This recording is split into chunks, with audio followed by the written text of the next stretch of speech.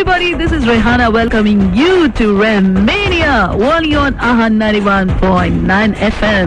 இன்னைக்கு சுதந்திர தினம், எல்லாருக்கும் சுதந்திர தின நல்வாழ்த்துக்கள். Rahmania ஸ்டார்ட் பண்ணி ஒரு வருஷம் முடிஞ்சாச்சு. எல்லாரும் ரஹ்மான் எப்போ Rahmaniaல பேசுவாருன்னு கேட்டுட்டு இருந்தாங்க. உங்களுக்காக கொஞ்சமா ரஹ்மான் இன்டர்வியூ பண்ணிருக்கேன். Here goes your favorite man's interview in your favorite Rahmania show, and you are listening to Aahaa 91.9 FM. இது பொழுதுபோக்கின் உச்சக்கட்டம். Happy Independence Day to everyone, and you're listening to Rahmania. This is A R Rahman. 1 year of Rahmania is going to get over August 15th. The show is very popular and it's number one, and it's based on you. But I've heard rumors about all the questions you've been asking. What's it like? I don't know. No, good ones. Okay, you worked in Tamil Nadu, you've worked in Indian scene, and you've worked in international scene. So what do you feel about the audiences of different categories? Mostly everything is the same. Okay. Angi masala padika, angi masala padika. They're just that it's slightly different. It's got a bigger budget, so they can do bigger things.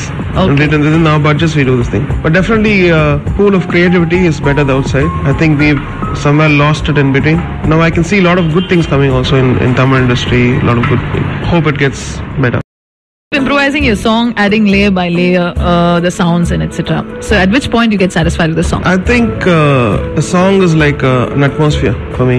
Once it finishes, then you listen to it. It gives you a headache, then you remove things. Oh, okay. So it kind of hammers you so much. You remove things and it gives space for a person to breathe. Like how we need breath time to when you sing, you need time for taking a breath. Even the listeners need that. Okay. Then you imagine where to take breath, and then you cue that, and then the song revives it and re-energizes when it starts again. Like it might happen after a BGM or after an antra, so it's as simple as that in my mind. Okay, the lyrics part of it, like which lyrics has really inspired you to compose a song, or do you compose a song before the lyrics is made? Most of the time, I think it's done before the lyrics. Okay. Because everybody wants a tune before. They want to see how that tune will become a hit. And lyrics, unfortunately, takes a second, this thing. Okay. But sometimes we get some extraordinary, like Earth song, Ishwar Allah, was done after the lyrics were given to me. And even Rang De Basanti, that one was done after the lyrics were given. And sometimes there's a concept, and that concept actually gives both the lyric and the tune. Like Look at Chupi was a concept that gave the lyric and the tune. So it's not a formula. It's not about who's bigger. It's about how well the song is going to be made. Which lyrics has given you most satisfaction? Song-wise, I think Vellai Pukal. Okay. Everybody has had an inspiration. Like, who's the inspiration for you? Problem is, I don't think like that. Inspiration and all that stuff. When you were young, for you to play, who inspired you to? I don't have one single person. I've kind of learned from very different people. Sometimes an instrumentalist, sometimes it's a human being, sometimes it's your own family, sometimes it's a divine nature, sometimes it's a great composition which you listen to and you say, oh, I need to do something like that. So it's countless things which suddenly what comes in random order you never know. Okay. Sometimes it's a great lyric which makes you, sometimes you want to do a song in a rag which has never been used before, and sometimes you hear a voice and you say, let me make a song for that voice. So I can keep going on. Is there any phase that you want to, what you've not done before? Yes, I think my label K Music, the main source of inspiration was to do this kind of stuff. And definitely films would like that stuff because they don't have the idea generated by itself. So develop different other things other than what film people do. So what inspired you to start the conservatory? Well, I think it is a 7-year or 10-year, something was going in my mind, and I always felt that the extraordinary musician in Chennai, but the next generation is not taking interest in acoustic instrument like violin. Yeah. And we didn't have certain instruments like French horns, oboe, harp. All these things were never there here. First, initially I thought of sending people and making them learn in some other country. Absolutely, and come. Yeah. Adhikapro, I thought this person is going to do, that person is going to do. So waiting, and nothing happened. Okay. Once I started doing these films of like the Chinese film and all the Hollywood films, then people started asking me, why don't you record in your own country? Then I didn't want to answer them saying that I don't have the kind of orchestra you're looking for. Okay. I said no, not now, in future. And I went to Prague and recorded music. I went to London and recorded music. So we were spending a lot of money outside India. Then one day our musicians could earn it. Absolutely, yeah. Our people are super intelligent and they are very hardworking, and I think definitely they will have a much more better quality in delivering things. So that generation of learning Western classical orchestral music has gone, and there's a new generation which is more fascinated by electronic. Of course, they'll blame me for this, which is not true, because I've been using, from my first film, I've been using orchestra. A lot of people I've met, they said, okay, we can do this, I'll get you like a 10 million, give me 30%, and there's more into the deals rather than... Yeah, it's become a business rather than, Yeah, then I felt, no, this has to start from ground, from the first from the scratch. step. Yeah. When I met Selva, he was doing the Apple School. Okay. And when I was just telling this whole thing, everything fell into place. So he was very excited and said, let me handle this for you.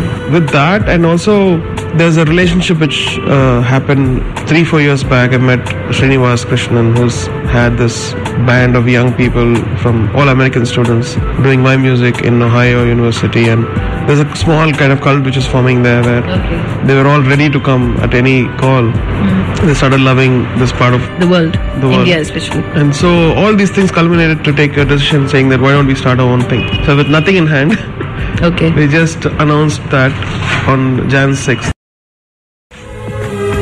What way do you want the students to be shaped up? Once they come out, they'll have so many job opportunities. If they're very good, if they score really high marks, they're going to get jobs as instrumental players, or they can become composers, they can become sound engineers, they can become music editors, they can join an international orchestra. So it's not only India based or anything, because now since they're so versatile, if everything goes well, it will go well, I think. So do you have any platform for them to showcase their talent? We are looking at a lot of things. After July, I think we're going to, in 6 months, we're going to announce the symphony orchestra. We already announced it. So we're recruiting people for that. If the student is so good, we can replace the Ferengi and he can become a player in the symphony orchestra. Inga album nu persa pesna edume kadiyadu. நம்ம தமிழ்நாட்டு சீன்ல ஏன் அது develop ஆகலன்னு நினைக்கிறேன். First of all, there's a very unique idea, then definitely people like it. The album பண்றவங்க கூட திருப்பி love song பண்றாங்க, they're doing Tapango the song or something, so it's boring. If something is fresh, people would love that. Films always have the budget to think fresh and they come with something. So films have and it has stars, of course, which they give another 50% of energy to the whole creativity.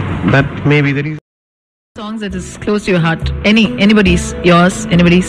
My mind is too complicated to think about one song. One song. Oh, you have too many. Too many things are going on. So most favorite song in your composition? I don't have any favorites. I know it's true because I have not seen you listening to any particular composition again and again. No, why? Because then you finish something and you have to go to the next project. Okay. You keep listening to the old one, then you'll be... You have to erase it out of your mind. How do you achieve sound? The sound quality that you get? Nobody else has achieved it. No, I hear a lot of good things now. Yeah. Now, probably they've been inspired by you, but previously it was not as good as... There were too many factors involved in sound, actually. Like in the early 90s, film sound was mono, mostly, and all of them were catering to optical.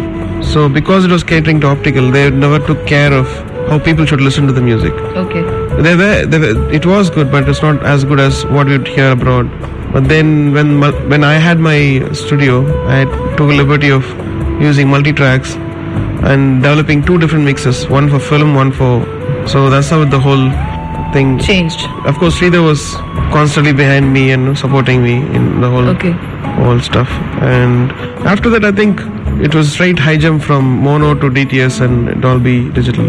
So I guess because it was producing getting so much better quality, we have inspired to produce that kind of sound. As it goes on to work towards that, so people can enjoy that.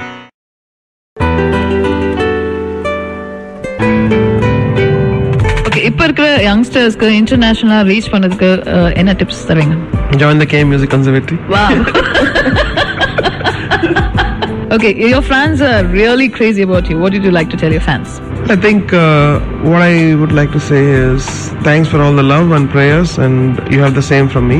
Keep supporting good music and don't indulge in unnecessary fights, and keep marching on and become leaders. So you are listening to A R Rahman's interview in Rahmania, only on Aahaa 91.9 FM, the climax of entertainment.